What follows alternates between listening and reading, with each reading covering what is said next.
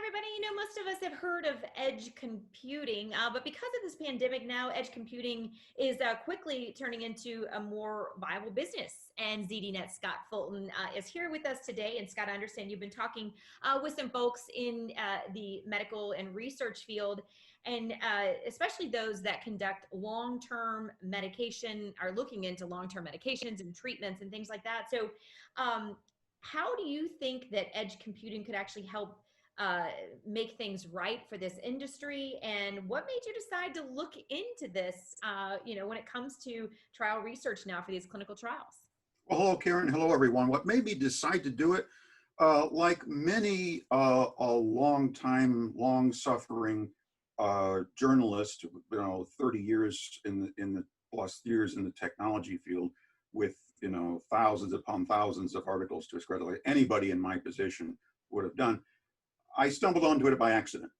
As a lot of folks know, during the pandemic, many of the events that would normally require people to fly to a particular city and pay a few $1,000s for a hotel room and get some really delightful hors d'oeuvres. Well, a lot of those events have gone virtual. And here I am in Indianapolis, and now I could actually take part with MediaPass in something that was kind of outside of my usual territory. So I attended the second annual Virtual Clinical Trials Conference as a member of the media. And a virtual clinical trial is essentially medical research that's conducted using patients who are distributed over a wide area, who do not always have to go, and may not have to go at all, to a physical clinic to be examined. Perhaps the examination personnel, perhaps a nurse or phlebotomist, can come to that person.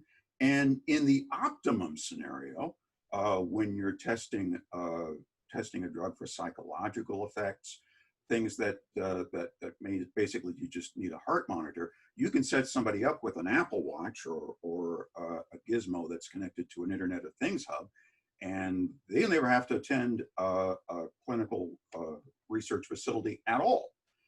And the reason this is uniquely important now is, well, as everyone knows, as my hair will tell you, we've had a pandemic, and that has thrown off a lot of the existing research for which patients had to be driving to hospitals, clinical care facilities, to be part of regular tests for medicines, for treatment regimens.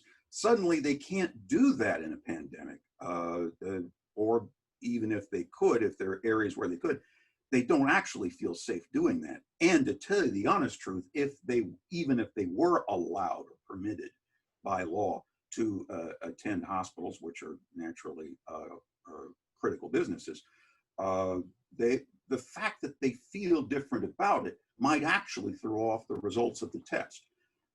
So my thoughts were, hey, let's see whether edge computing has penetrated this realm of industry, something that's not implicitly about technology, like software development or telecommunications or anything that my dozens upon dozens of regular viewers here will recall me talking about.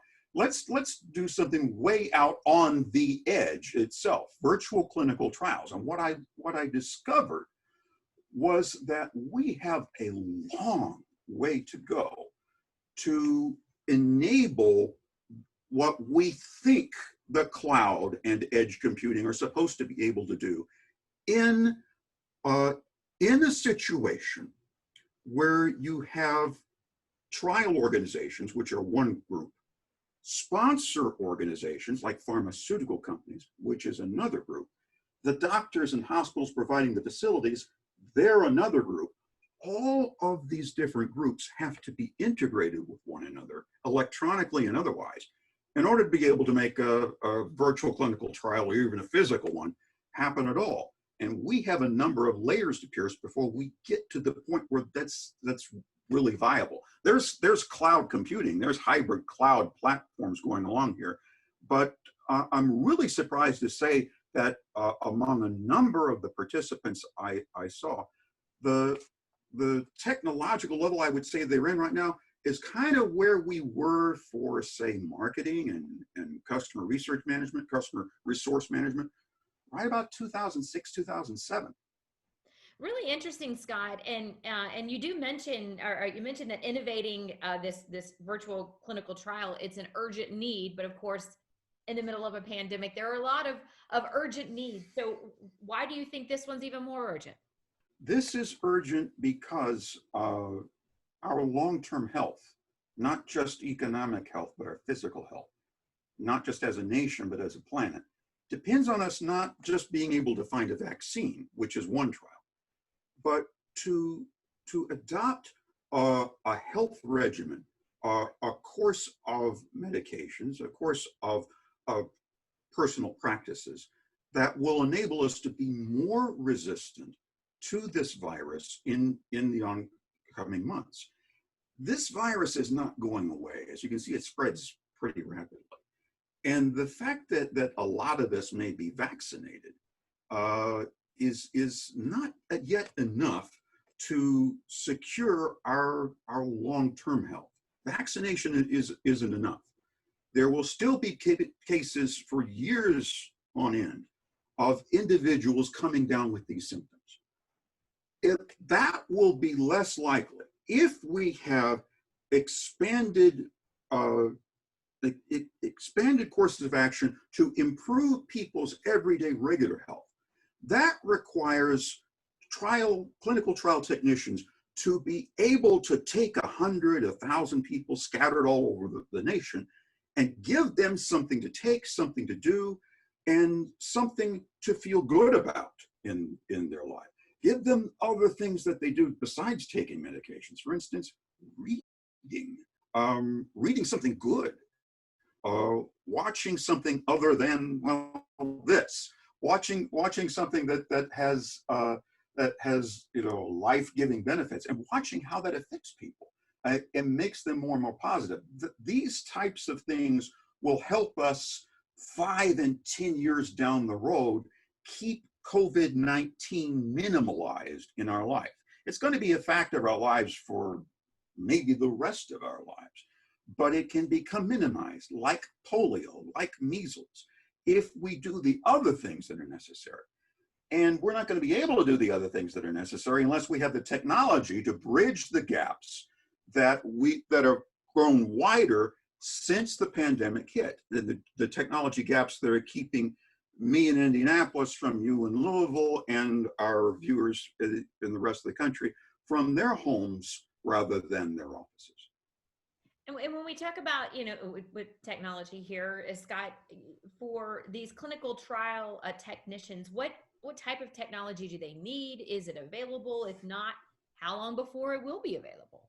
A few years ago in ZDNet, I wrote a story about a little area in Ruleville, Mississippi, that was giving a trial to some of its patients there for telemedicine, a way not just for doctors to communicate like you and I are doing, but also to share real-time information.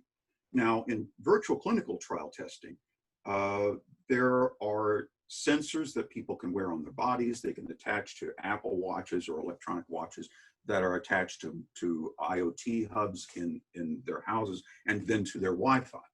And that technology would be able to monitor heart rates, blood circulation, blood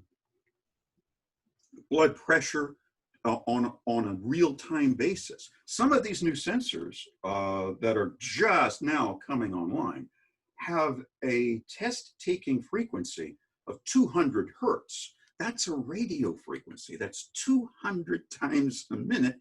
It's sending a signal for individual patients' data.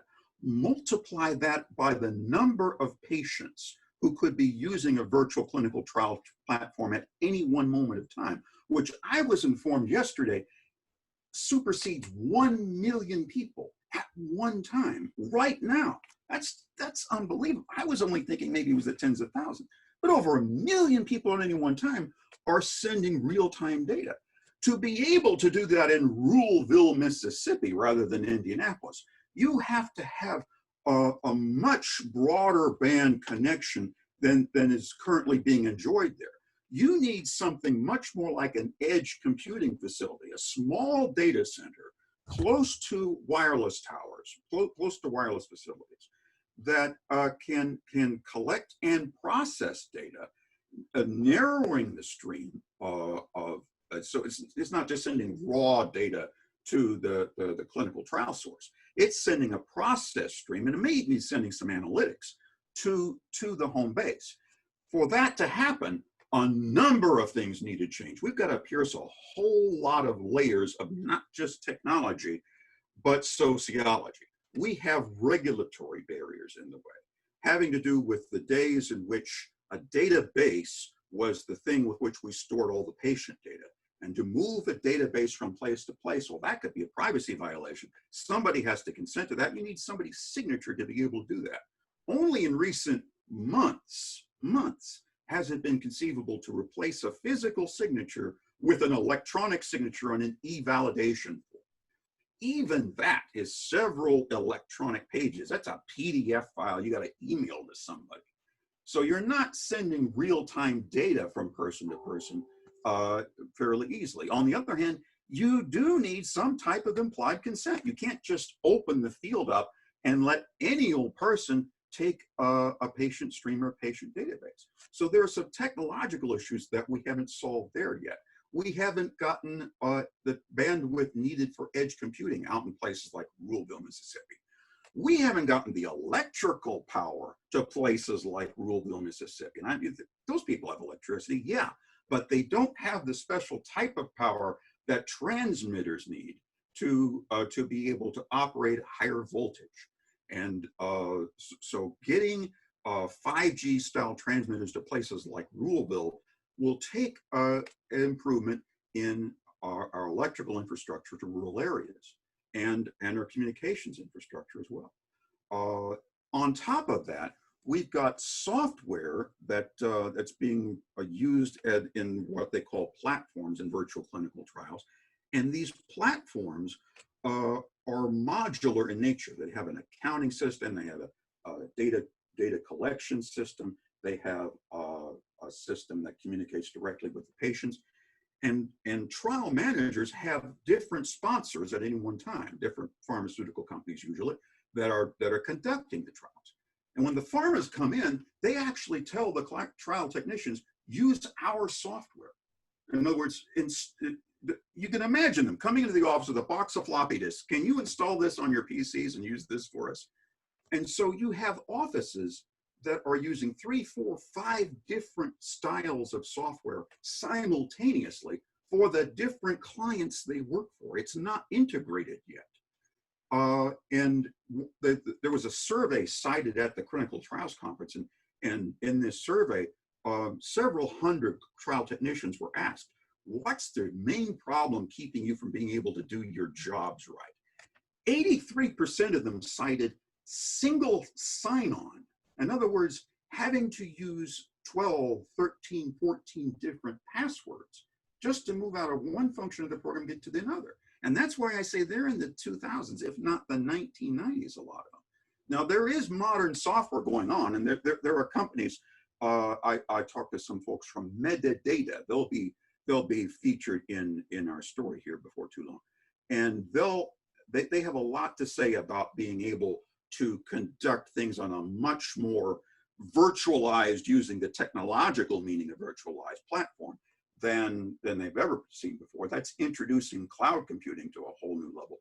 And that could pave the way for edge computing. That's going to break down some barriers, but it's going to take them kicking down several series of doors in order to get to the point where edge computing on that of the level that you could use to run a hotel chain in a rural area. There's edge computing there. You go look in their closets. There's edge computing platforms in hotel chains, and we need to see that sort of thing happen in virtual clinics, in real-time clinics, in convalescent facilities, in nursing homes. Think how many lives could be saved if nursing home patients were monitored 24/7 by edge computing style heart monitors, breathing monitors, health and wellness monitors. We could be saving thousands of lives. Yeah, most definitely, Scott. Really, it's so interesting, and there's so many pieces that to this puzzle that need to be put together. And I know you've got a lot of this laid out here in your article, and we have a great deal about edge computing in general on ZDNet and Tech Republic there for all of you guys to check out. So, Scott, thanks for being with us here today and laying out this conversation for us. And again, we hope all of you will check out ZDNet and Tech Republic, and we appreciate you watching today.